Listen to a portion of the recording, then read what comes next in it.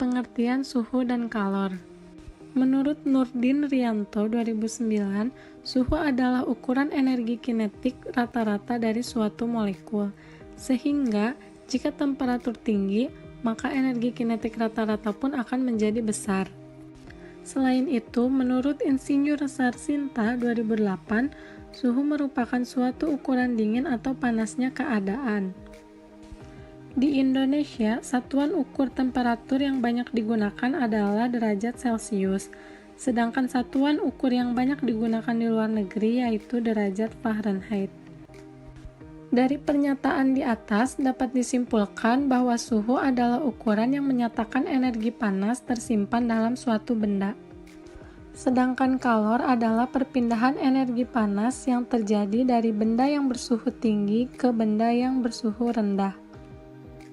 Termometer adalah alat yang digunakan untuk mengukur suatu suhu, temperatur, dan juga perubahan suhu pada suatu zat atau benda.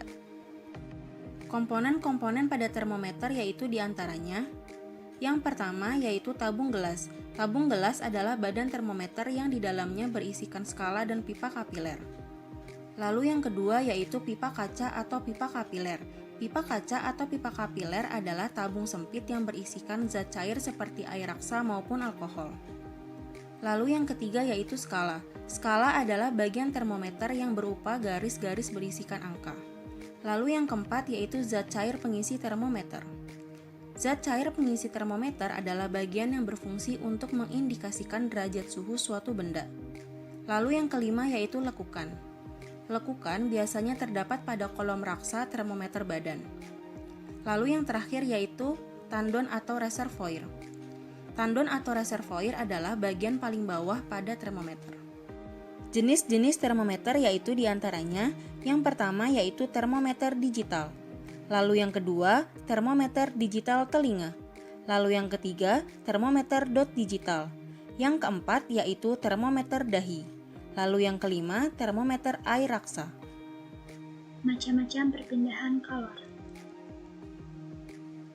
terdiri dari konduksi, konveksi, dan radiasi. Konduksi yaitu perpindahan kalor melalui suatu zat tanpa disertai dengan perpindahan partikel-partikel zat. Contoh dari perpindahan kalor secara konduksi yaitu ujung sebatang logam yang dipanaskan di atas nyala api.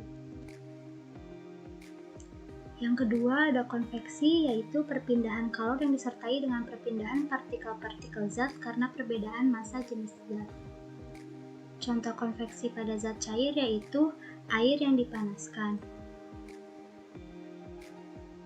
Dan konveksi pada gas yaitu terjadi karena adanya angin darat dan angin laut. Yang terakhir yaitu radiasi, perpindahan kalor tanpa melalui zat perantara atau penghantar. Contoh dari perpindahan kalor secara radiasi yaitu pada siang hari ketika cuaca cerah kita akan merasakan panasnya sinar matahari. Terima kasih, semoga bermanfaat. Wassalamualaikum warahmatullahi wabarakatuh.